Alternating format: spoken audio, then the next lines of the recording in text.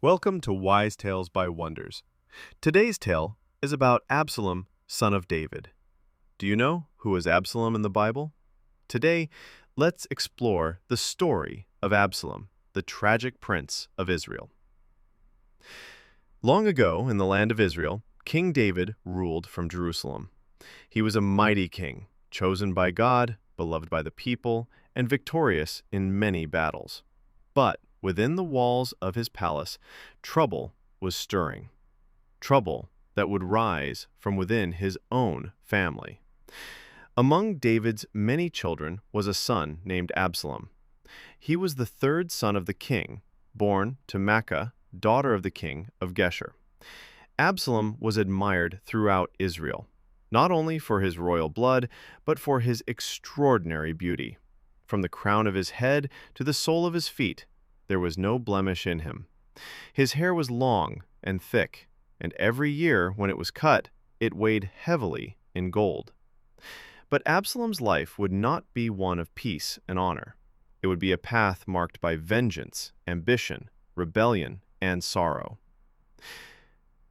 The seeds of hatred, Tamar and Amnon. Absalom had a sister named Tamar, a gentle and beautiful woman. But tragedy struck when their half-brother, Amnon, the eldest son of David, became infatuated with Tamar. Driven by lust and wickedness, Amnon deceived Tamar and violated her. After the deed, he cast her away in shame. When King David heard of this, he was furious, but he did nothing to punish Amnon. Absalom, however, said nothing outwardly. He took Tamar into his home and cared for her, but inwardly his heart burned with fury and a desire for revenge. For 2 years he plotted in silence. Then, one day, Absalom invited all the king's sons to a feast at his estate in Baal-hazor. It was a royal banquet full of laughter and wine, and at the height of the celebration, Absalom gave the signal. His servants struck down Amnon, killing him in cold blood. The princes fled in terror, and word reached David that all his sons were dead.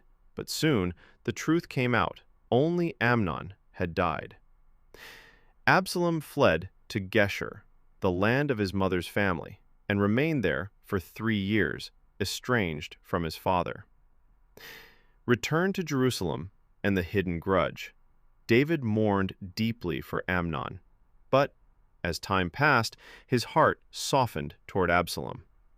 With the help of Joab, the commander of David's army, Absalom was allowed to return to Jerusalem, but the king refused to see his face.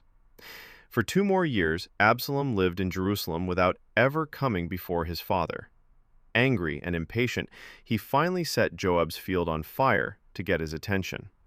When Joab came to him in fury, Absalom said, "Why am I here if I cannot see the king?" In Absalom's heart, a storm was still brewing. Winning the hearts of the people. Absalom began to present himself as a champion of justice. He would rise early each day and stand at the gate of the city. Whenever people came to the king for judgment, Absalom would greet them warmly. "If only I were appointed judge in the land," he would say. "Everyone with a complaint or case could come to me, and I would see they received justice." He treated the people kindly, shook their hands, and bowed to them. In doing so, he stole the hearts of the people of Israel. The Great Rebellion. After 4 years of building support, Absalom made his move. He asked the king's permission to go to Hebron, pretending he wanted to fulfill a vow to the Lord.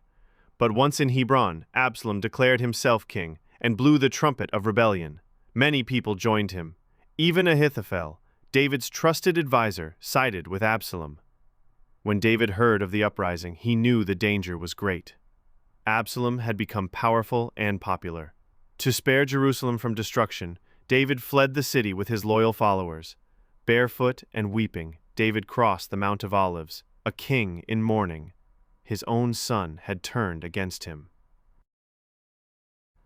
Battle and betrayal. Absalom entered Jerusalem and took over the palace. To further shame his father, he followed the wicked advice of Ahithophel and publicly claimed David's concubines, an act of utter betrayal. But David was not finished. In the wilderness, he gathered forces and prepared for battle. Absalom led a mighty army to pursue his father. The two sides clashed in the forest of Ephraim. David's army, led by Joab, defeated the rebels. The forest itself devoured more men that day than the sword. As Absalom fled on his mule, his long hair caught in the branches of a great oak tree. The mule kept going, and Absalom was left hanging in midair, helpless. When Joab heard, he did not hesitate. Despite David's command to deal gently with the young man Absalom, Joab thrust 3 spears into Absalom's heart. The prince died, hanging from the tree like a tragic symbol of pride and downfall. David's grief. When word reached David, he was devastated. The victory meant nothing. He went up to his chamber and cried aloud, "Oh, my son Absalom! My son Absalom! Would God I had died for you, O Absalom, my son, my son!" His wailing echoed through the palace. The people returned in silence, ashamed as if they had lost the battle. Legacy of Absalom. Absalom's rebellion ended in ruin, and his body was buried in a pit in the forest, covered with stones. He had built a monument for himself in the king's valley, for he had no sons to carry on his name. Thus ended the life of Absalom, handsome, ambitious, and bold, but consumed by vengeance and pride.